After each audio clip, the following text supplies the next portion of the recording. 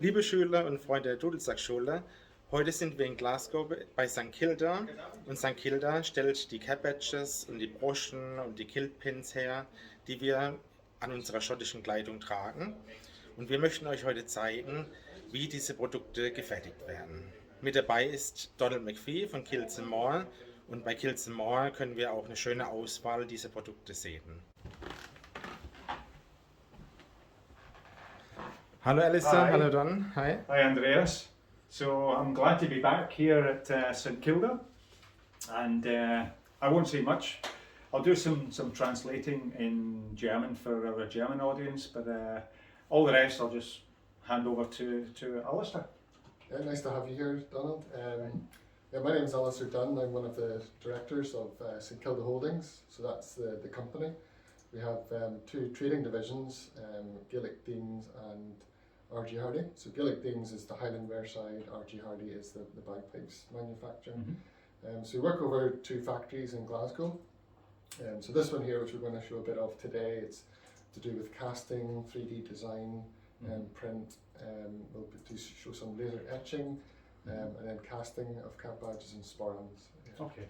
So you go from the design of a cap badge or a sporran cantle to the manufacturing. Yeah, I mean it's quite a good setup we've got because everything's in-house and it's quite integrated as well, so we are able to apply some of this modern technology to the different parts of the business and the products. Well, I know the company's is Highland wear specialist and also the bagpipe side of things, but we'll be covering the bagpipes at a later date, so that'll be a separate video. So yeah, that's more my specialty, but I do spend a lot of time on the Highland wear and pipe bands, for example. So a lot of the custom things that we do, applies to really everything that we're offering. So today we'd like to look at cap badges, brooches, that kind of thing. How they're developed, how they're made, etc. Yeah. So we'll start with that first, I think. Yeah? Absolutely, sounds good. Yeah. So we're here in the design department for the cap badges, brooches, sporran cantles, ski and doos, etc. And Jordan's here with Alistair. I'll just let Alistair introduce Jordan here. Yeah, just a selection of some of the work that we've done. You can see different finishes. So the lighter coloured items you see here, they're the 3D prints, which are then used to create moulds for us to cast. And then from that we can apply different finishes depending on what look you're going for, if it's matte antique, polished, gold. Different finishes here, yeah. So we're going to show the whole process, start to finish, from the customer's idea, drawing, 2D drawing, 3D model, 3D print, and then on to casting. I'd like to introduce Jordan. Jordan's our lead designer for the business, so he's involved in creating these wonderful products. A lot of attention to detail. We've got an XHD printer. Jordan's going to show us the process that starts all of this. So I'm just going to run through and show you how we start the product to our visualization and some of the rendering tools. I recognise that one here. That's one of the designs we did for a customer, yeah, for a band. Nice, yeah. So everything will start with a line drawn that you can see on the screen here. This is the basis on any design that we'll do in St Kilda. You can start to see how we build up the product. You can start to visualise it. These are some of the commissioned kilt pins that we've done recent.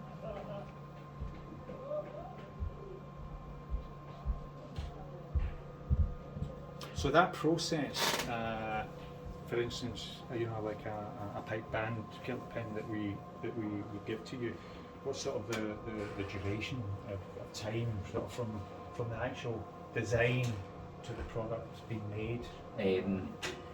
Usually it would depend on how long the design, the detailed product would be. If it was something that was quite simplistic, it wouldn't take that long to design, a couple of hours, and then we start building it up into the 3D software that we have, such as Rhino and SolidWorks. Yeah. once we have it printed, roughly it will take it about 5-6 hours. Just some examples of ones you've done here.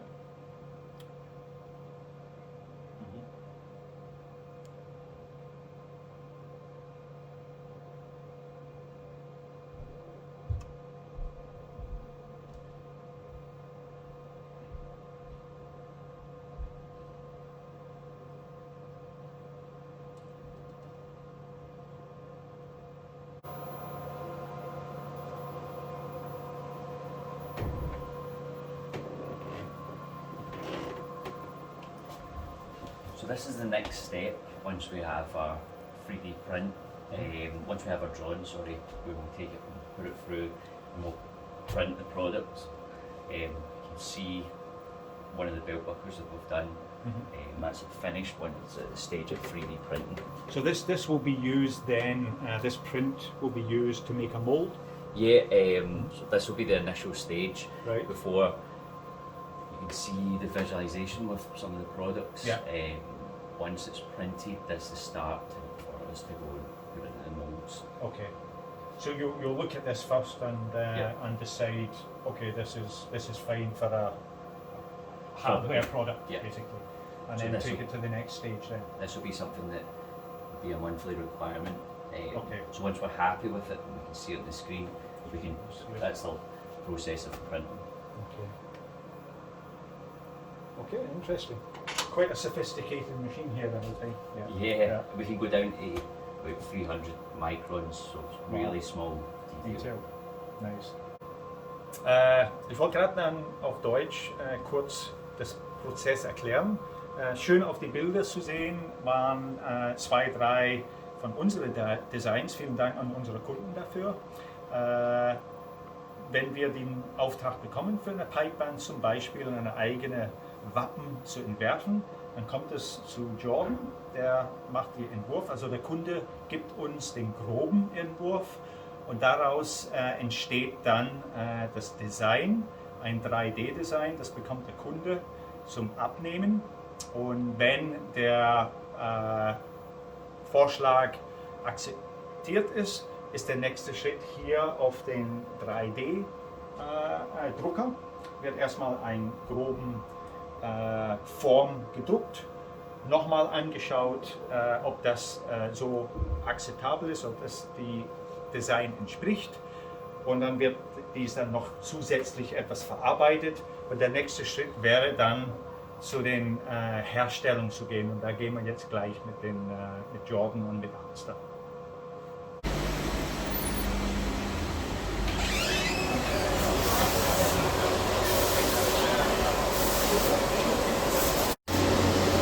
So Jordan, I brought this with me from the 3D print, and this would be the next stage in the process. So what's happening here? Yeah, once we have our 3D print, we would be turned down and start to make a master mould. It's made in silicon, and you can see where a 3D print would be once it's vulcanized. Okay. Once we've got to this point, and we've made the mould, I would take it over to be cast. How is this mould made then? So basically it comes in, it's vulcanized in one of the machines over there. Okay. It's set to this temperature and left in for an hour, and once that's set, your 3D print will come out. So this is the mould, and you're going to cast? Yeah, this would be our master mould. Master mould. And then we would be going into a production mould, which would be one of the black moulds that we have as well. Right. We're set to a higher temperature. Okay. The next process that we have here is that once we're taking the mould, we've made the master, we put it in the spin casting machine. You can see the two moulds together. Closed. It's placed in the machine.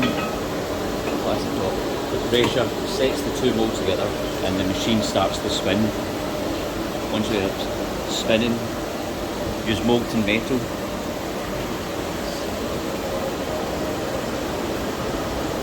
Molten metal goes into the machine, poured down, and as the machine's spinning, will expand and go into the spaces that we have in the mold.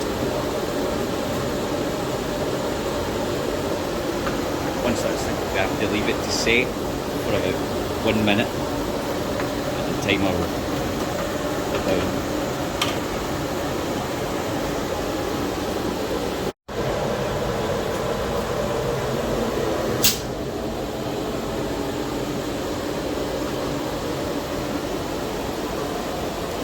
See where the computer code in goes into the recess where we've made the 3D print, and that's where you have what it looks like.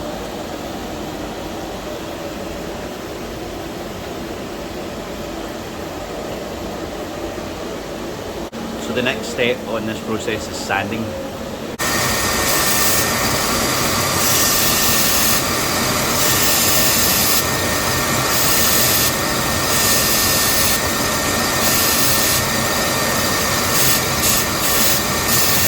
Once we've sanded the product, the next step would be welding.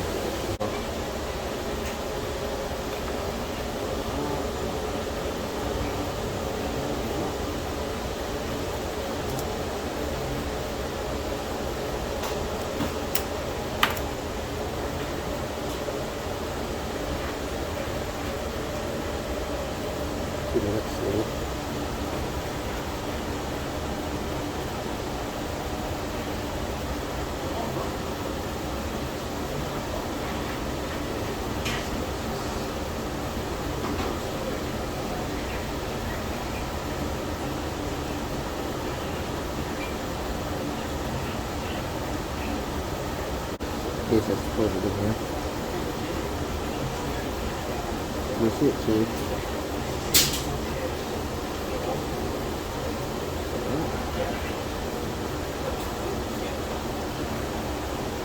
So the next process, once we've welded, would be going through the black fastening.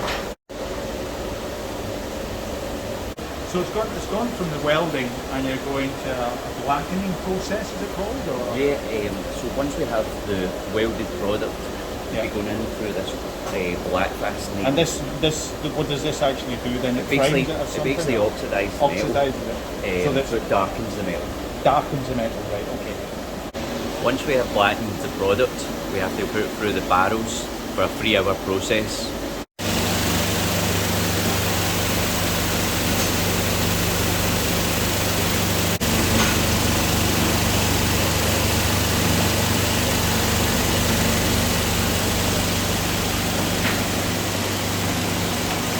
So Jordan, this is the blackened buckle in this case, and that goes into it's a polisher. So you're polishing this to basically go through two barrels. With different sets of stones. First process will be 3 hours. The second process will be another 3 hours. And you have different stone sizes. I have different stone sizes, which I can show you. Once it's blackened, in the first 3-hour process will be these harder edged stones that you can see here. Once it's done the 3 hours and it's taken out, we'll go through a polishing barrel which will have these cylinder ceramic stones, and you'll find the product. So and it's the same process for all of the products, the metal products, for cat badges, kilt bins, sporing candles, buckles, etc. Yeah. Every single product we do will have exactly the same process of ran through here today. Yeah.